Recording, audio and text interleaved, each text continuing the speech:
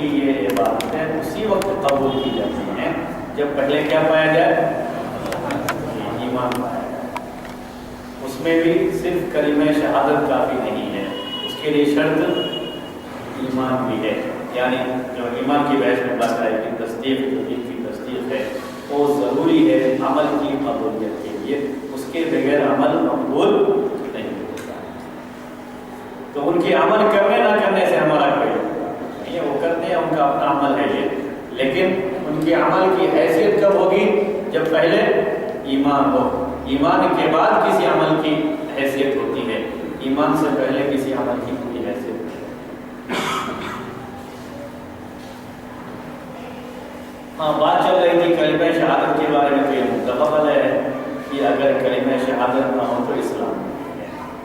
اگر اقامت صلاۃ نہیں ہے، کلمہ شہادت بھی ہے اور دل میں تصدیق بھی ہے، لیکن اقامت صلاۃ نہیں ہے، جس کا تعلق عمل سے ہے، ظاہری عمل سے ہے، ہاں مسلمان رہے گا کہ نہیں رہے گا؟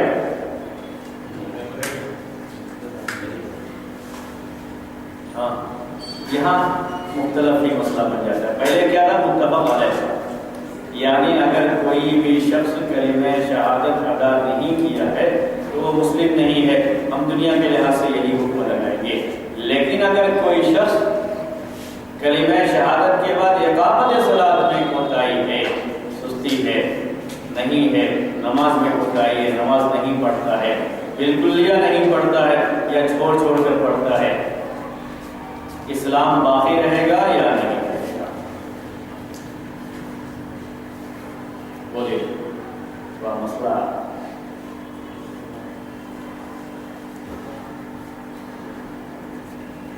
ہاں اختلاف ہے اس میں، جی اختلاف ہے اس میں، یہ متفق علیہ نہیں، اس میں اختلاف ہے۔ کیا اختلاف ہے؟ امام ابو حنیفہ رحمۃ اللہ کی طرف سے جو بے نمازی ہے اس کی طرف سے بیان کرتے ہیں، اور حدیث، اور ایک حدیث جس میں تفرقہ کرتا ہے مسلمان کے بین اور غیر مسلمان کے بین نماز۔ لیکن وہ مسلمان باقی رہے گا یا نہیں رہے گا؟ ہم صرف اس وقت کیا چاہ رہے ہیں کہ وہ مسلمان رہے گا یا نہیں۔ اقامت صلاۃ میں کوتاہی ہے، مسلمان رہے گا یا نہیں رہے گا، اس سلسلے میں اختلاف ہے۔ اس سلسلے میں کیا ہے؟ اختلاف ہے، اور اس میں سب سے سخت رائے حنابلہ کی ہے، وہی سخت رائے ہے۔ یہ کیا مانتے ہیں وہ؟ انہیں کی سخت رائے ہے۔ حالانکہ دوسروں کے یہاں سزا کے لحاظ سے سخت ہے، حکم کے لحاظ سے سخت نہیں ہے، لیکن حکم کے لحاظ سے سخت نہیں، سزا کے لحاظ سے بہت سخت ہے۔ سزا کے لحاظ سے جو بھی فقہی مذاہب ہیں سب بہت سخت ہیں، کم سے کم سزا اس کی یہی ہے کہ اس کو قید کیا جائے گا، نہیں سزا کے لحاظ سے، لیکن وہ اس کو کافر نہیں مانتے۔ اس سلسلے میں حنابلہ کے یہاں بڑی سختی ہے کہ اگر ایک وقت کی نماز بھی جان بوجھ کر کے چھوڑ دیا ہے تو وہ کافر ہے، اور یہی نہیں کہ صرف وہ کہتے ہیں کافر ہے، بلکہ اس کے سارے جو لوازمات ہیں اس کو بھی کہتے ہیں، اس کی اور اس کی بیوی کے درمیان جدائی کرا ہے، دونوں میں سے کوئی ایک نماز پڑھتا ہے دوسرا نہیں پڑھتا ہے، تب الگ کر دیں گے دونوں کو، مسلمانوں کے قبرستان میں دفن نہیں کریں گے، سارے معاملات کفار جیسے کیے جائیں گے۔ یہ بات تو آتی ہے کہ اس کا نکاح بھی ہاں وہی خود بخود ہو گیا، جب کافر کہہ دیے تو بد ہو گیا، کافر اور مسلم کا رشتہ نہیں رہتا ہے۔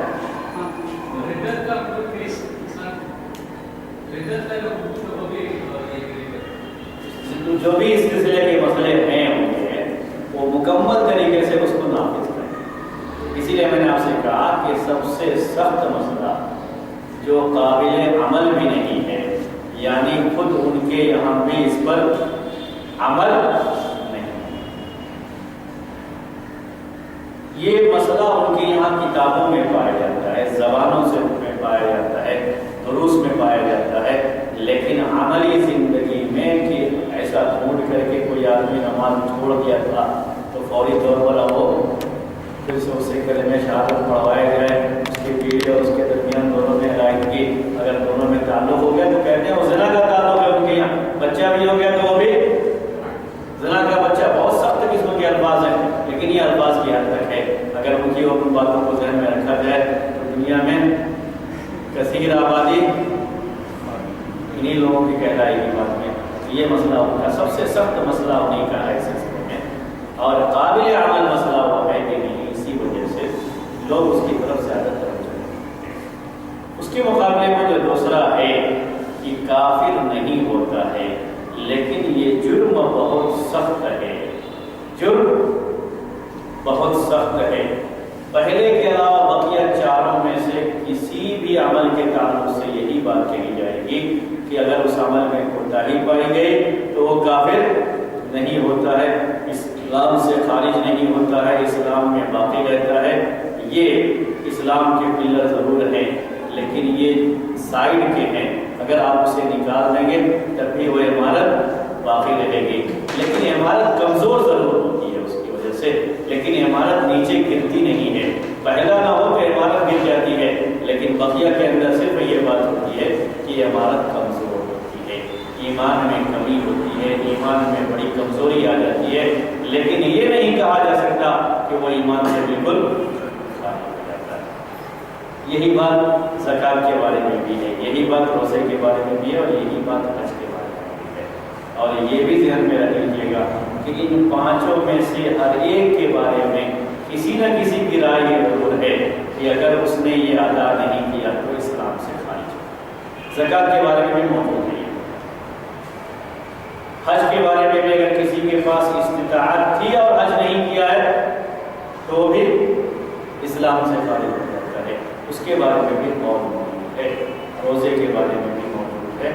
یہ چاروں میں سے ہر عبادت کے بارے میں ہے یہ قول، لیکن وہ قول مرجوح قول رہا، یعنی اس پر عمل نہیں رہا، اس کے مقابلے کا جو قول رہا اسی پر ہمیشہ سے عمل رہا ہے۔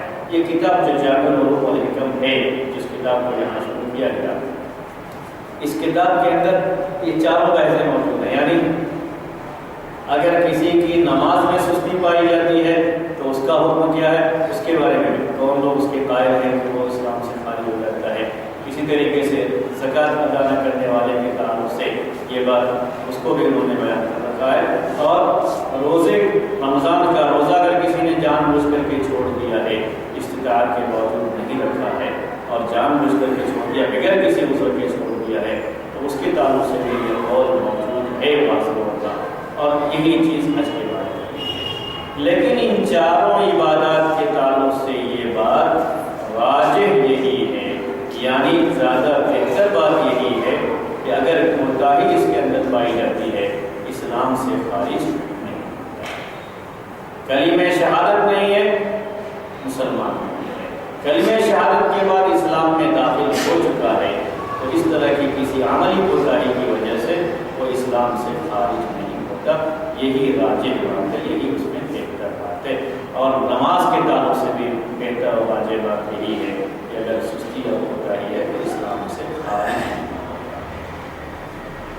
یہ بات اسلام کے تعلق سے ہو گئی۔ اب حدیث جبرائیل کی طرف ہم پھر سے آتے ہیں، تو اللہ کے رسول صلی اللہ علیہ وسلم کے پاس جبرائیل علیہ السلام جو آئے انسان کی شکل میں، اور ایک عام انسان کی شکل میں جس سے کوئی پہچان نہیں رہا تھا، آپ کے پاس پہنچ کر کے یہ سوال کیا مل اسلام، اور آپ نے اس کا جواب دیا کہ ان تشهد ان لا الہ الا اللہ وان محمد رسول اللہ وتقیم الصلاۃ وتؤتی الزکاۃ وتصوم رمضان وتحج البیت ان استطعت الیہ سبیلا۔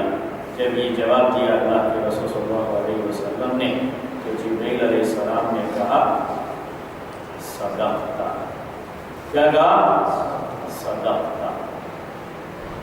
سوال کیا، سوال کرنے کے بعد کہا صدقت۔ جیسے ہی انہوں نے یہ صدقت کہا، عمر بن خطاب رضی اللہ تعالیٰ عنہ کہتے ہیں فعجبنا کیف یسألہ ویصدقہ۔ کہا کہ آپ بالکل صحیح جواب دے رہے ہیں، آپ نے بالکل صحیح جواب دیا ہے۔ جیسے یہ کہا صحابہ کو تھوڑا تعجب ہوا کہ یہ آدمی سوال بھی کر رہا ہے اور کہہ رہا ہے آپ نے جواب صحیح دیا ہے۔ جواب کا کریکشن کون کرتا ہے، یعنی اس میں جواب صحیح ہے یا صحیح نہیں ہے، یہ کام اسے عربی میں تصحیح کہتے ہیں، ہم یہاں میں کریکشن کرنا کہتے ہیں۔ یہ کون کرتا ہے؟ جس کو جواب پہلے سے معلوم، اور جس کو جواب پہلے سے معلوم ہو وہ سوال نہیں کرتا۔ یہ آدمی آ کر کے سوال بھی کر رہا ہے، سوال کا جواب پانے کے بعد کیا کر رہا ہے؟ تصدیق بھی کر رہا ہے کہ آپ کا جواب بالکل صحیح ہے، یعنی دونوں کام کر رہا ہے، سوال کرنا بھی اور جواب کی تصدیق کرنا بھی۔ یہ کام تو کلاس روم میں ٹیچر کرتا ہے، اور اگر ایگزام ہو تو ایگزامینر جو بھی ایگزام لینے والا ہے وہ کرتا ہے کہ سوال بھی کرتا ہے اور جواب چیک بھی کرتا ہے کہ جواب صحیح ہے یا نہیں ہے۔ یہ کام تو وہ کرتا ہے۔ ایک عام انسان کی شکل میں وہ آئے ہوئے تھے اور آج سوال کر رہے تھے۔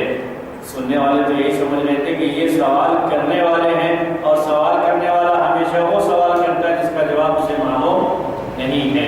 اگر جواب معلوم ہے تو اسے سوال نہیں کرنا چاہیے۔ یہی سوال کا طریقہ ہے۔ سوال علم کے لیے کیا جاتا ہے، لیکن جب ٹیچر سوال کرتا ہے، استاد سوال کرتا ہے، تو اس کے سوال کرنے کا مقصد ایک تو یہ ہے کہ اس کو یہ علم ہے یا نہیں، اور دوسرے یہ کہ اگر اس کے پاس علم ہے تو ہو سکتا ہے دوسرے میں سے کسی اور کو یہ علم نہ ہو، یہ جواب دے گا تو سب کو یہ علم آ جائے گا۔ تو وہ سکھانے کے مقصد سے سوال کرتا ہے، تو ساتھ میں تصدیق بھی کرتا ہے۔ جبرائیل علیہ السلام کا یہ عمل قابل تعجب نہیں رہ جاتا ہے جب ہم یہ کہتے ہیں کہ جبرائیل علیہ السلام معلم کی حیثیت سے آئے تھے، اور ایک معلم کا فرض ادا کر رہے تھے، ٹیچر کا فرض ادا کر رہے تھے۔ سوال کیا بھی اور جواب کی تصدیق بھی کیا کہ جواب صحیح ہے۔ اس کے بعد یہاں پر بھی اللہ کے رسول صلی اللہ علیہ وسلم کی اس مجلس میں صحابہ کا جو طرز عمل ہے وہ قابل تعریف بھی ہے اور قابل نمونہ بھی ہے، اور اس ماحول میں ہم لوگوں کے لیے بڑی اہم چیز ہے، جس میں ہم بہت جلدی کسی چیز کو سامنے دیکھ کر کے جذبات میں بھی آ جاتے ہیں اور بہت جلدی بھڑک بھی جاتے ہیں۔ حالات کو دیکھ کر کے تھوڑا صبر کرنے کے بعد جو چیز بہتر شکل میں آئے گی اسے انجام دیا جائے۔ اس پورا جو اس کا مرحلہ ہوتا ہے اس مرحلے تک نہیں پہنچ پاتے۔ عمر بن خطاب رضی اللہ تعالیٰ عنہ روایت کرنے والے راوی یہ تو کہتے ضرور ہے کہ ہمیں تعجب ہوا، لیکن یہ نہیں بیان کرتے ہیں کہ کسی نے روک دیا اس کو۔ کون ہو تم کون ہو؟ آ کر کے سوال بھی کر رہے اور کہہ رہے ہو کہ آپ نے جواب صحیح دیا ہے۔ تم کون ہوتے ہو پوچھنے والے؟ وہ جذبات بڑا انداز، اللہ کے رسول صلی اللہ علیہ وسلم کی محبت صحابہ کے دلوں میں کم نہیں تھی، لیکن اس کے باوجود یہ کام نہیں۔ ایسا کوئی آدمی ایسا کرتا ہے جس کے بارے میں ہمیں نہیں معلوم ہے، کوئی ٹیچر آگے ایسا کرتا ہے، سوال کرے اور اس کے بعد کہ آپ نے جواب بالکل صحیح دیا، تو وہ ایک طرح سے توہین مانی جاتی ہے صاحب۔ لیکن صحابہ نے کوئی بھی ایسا کوئی طرز عمل ان کا نہیں رہا جس سے تھوڑا بھی احساس ہوتا ہو کہ وہ جذبات میں آ کر کے اللہ کے رسول صلی اللہ علیہ وسلم کی محبت کو غیر معمولی انداز میں ظاہر کرتے ہوئے کوئی اس طرح کی بات کی ہو، ایسا کچھ بھی نہیں ہوتا۔ تو یہ قابل نمونہ چیز ہے جو حدیث جبرائیل میں موجود ہے، صحابہ کا اپنا طرز عمل۔ اس کے بعد سوال کیا کس کے بارے میں؟ ایمان کے بارے میں۔ تو کہا مل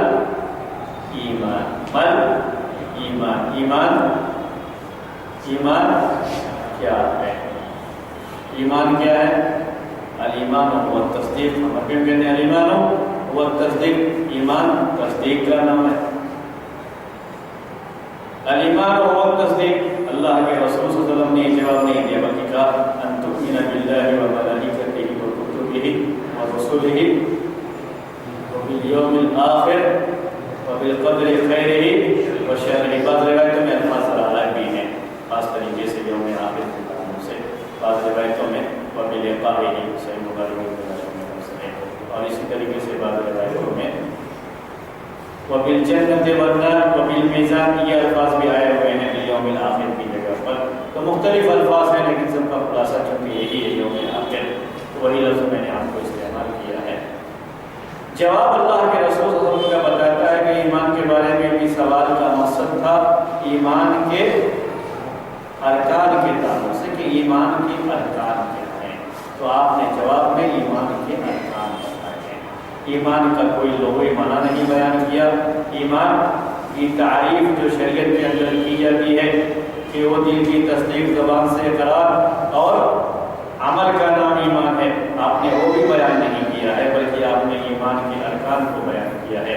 اور جبرائیل علیہ السلام نے تصدیق کی ہے کہ ہاں آپ کا جواب صحیح ہے۔ اس کا مطلب یہ کہ سوال کرنے کا مقصد تھا ایمان کے ارکان کے بارے میں سوال تھا کہ ایمان کے ارکان کیا ہے۔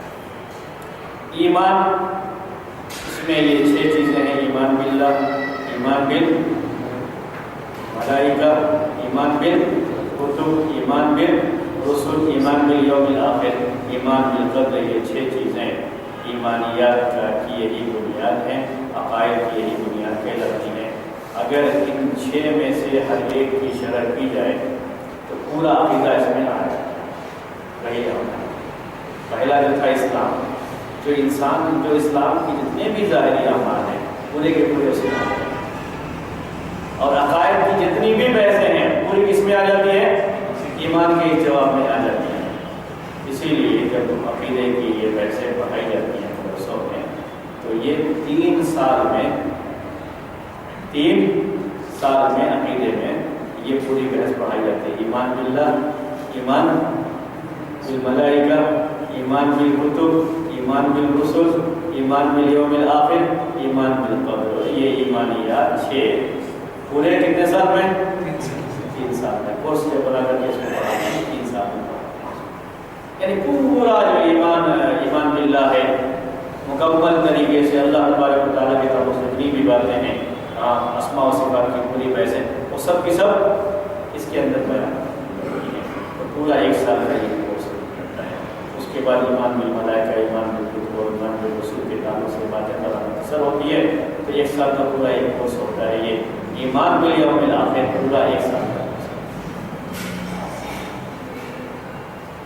وہ قبر سے لے کر کے آخرت کی آخری منزل تک کی پورے جو عقائد کی چیزیں ہیں وہ پورا 1 سال کا بیان کرتے ہیں۔ تو یہ پورا دین اس طریقے سے حدیث جبرائیل میں سے، اس لیے اس کی بڑی اہمیت ہے۔ میں آپ سے وہی کہہ رہا تھا اگر ہم اس کی پوری شرح کرنے جائیں گے تو کئی سال لگیں گے، تو میں نے اسی لحاظ سے آپ سے بات کی تھی کہ جب شروع کریں گے تو ایمان باللہ کے تعلق سے پوری باتیں آپ کے ساتھ ہیں۔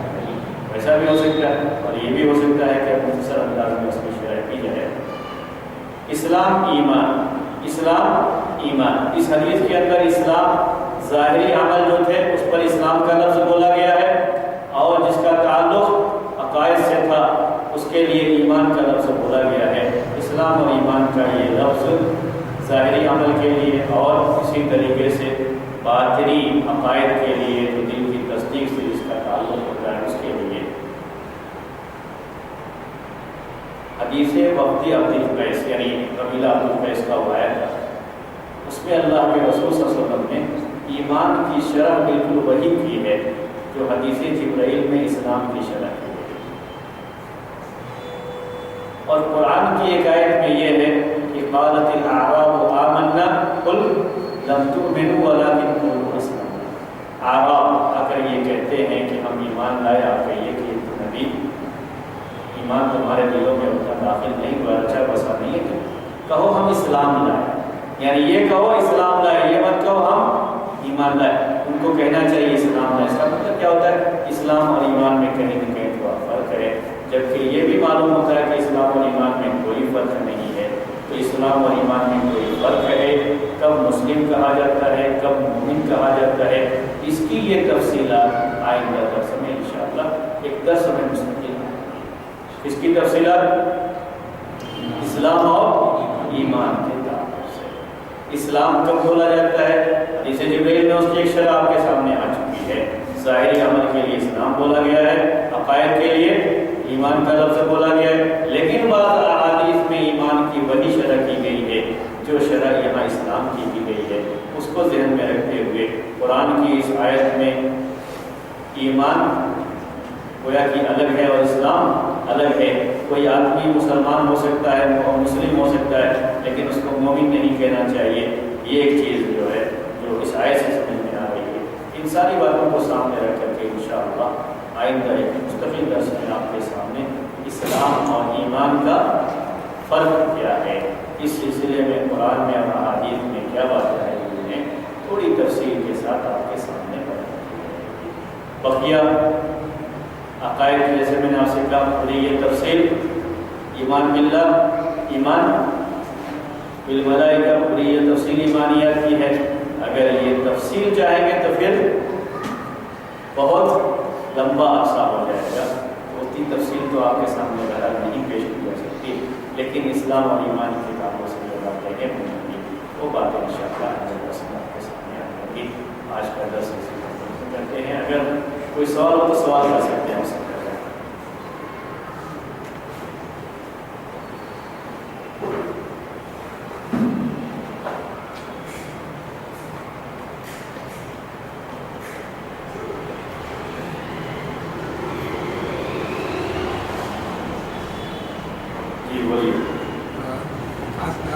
اکثر ایسا سنا جاتا ہے کہ کوئی بہت کے قریب ہے، اس کو کلمہ کا زیادہ یہ پڑھاتے ہیں، اس کا مطلب ہے کہ وہ اگر پھر تب وہ پہلے تھا تب وہ پڑھا نہیں تھا اس لیے پڑھاتے ہیں کہ موت اسلام میں ہو؟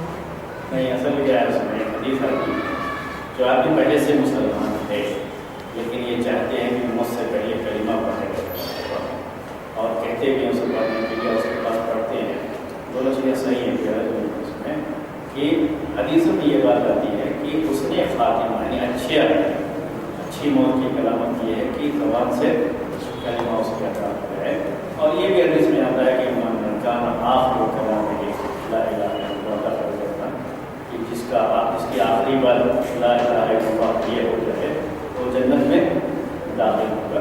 تو اس کی وجہ سے یہ یعنی ایسا نہیں کہ ابھی اس کو مسلمان بنا ہے، بلکہ اس کے لحاظ سے، اس کی فضیلت کے لحاظ سے بات کی ہے۔ ویسے جب تک موت کو اپنی آنکھوں سے نہیں دیکھا، اس سے پہلے بھی اپنی اشد بڑھتا ہے کہ جذبہ دیکھتا ہے تو اس کا ایمان اسلام قابل ہے۔ سبحان اللہ و بحمدہ، اشہد ان لا الہ الا انت، استغفرک و اتوب الیک۔